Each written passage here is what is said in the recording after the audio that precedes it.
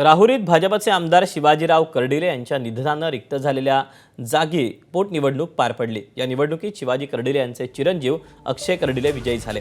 अक्षय कर्डिले यांची ही राजकीय कारकीर्द ठरवणारी पहिलीच निवडणूक होती।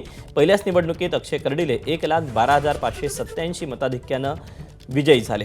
राष्ट्रवादीचे गोविंद मोकाटे पराभूत झाले। अक्षय कर्डिले यांचे भेवणे आणि राष्ट्रवादी अजित पवार पक्षाचे आमदार संग्राम जगताप यांनी या विजयाचं श्रेय राज्याचे मुख्यमंत्री देवेंद्र फडणवीस आणि मंत्री राधाकृष्ण विखे पाटील यांना दिलं।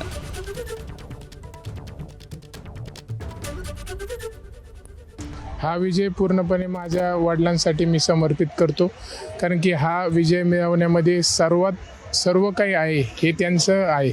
वडील माझ्यासोबत नाही म्हणजे मला आज सगळं काही मिळून पण काही न मिळाल्यासारखं आहे। म्हणून निश्चित आज हा विजय जरी मी मिळवलाय, हा विजय मी माझ्या वडिलांना समर्पित केलाय। हे सगळं काही त्यांचं, ह्या प्रत्येक गोष्ट आज ही जे काही घडतंय होतंय ही सगळी त्यांची आहे आणि निश्चितपणे त्यांनी जी वाट मला दाखवलेली समाजसेवेची तीच वाट पुढे घेऊन मी निश्चित जाणार। या निवडणुकीमध्ये प्रामुख्याने आपण जर पाहिलं तर जसं आत्ताच पालकमंत्री साहेबांनी सांगितलं की मुख्यमंत्री देवेंद्र फडणवीस साहेब यांनी महत्त्वाची भूमिका ह्या निवडणुकीमध्ये बजावली।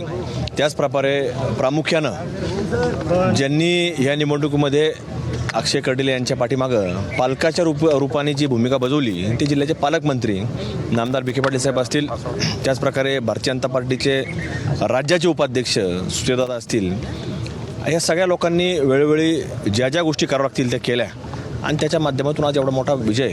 कर्डिले साहेबांचा संपर्क होता, कर्डिले साहेबांबद्दल एक लोकांची वेगळी भावना होतीच, पण ह्या सगळ्यांबरोबर ह्या भूमिका देखील सगळ्या लोकांनी बजावल्यात आणि मतदार राजा जो आहे यांनी एक मोठा कौल आज अक्षय कर्डिले यांना दिलेला आहे।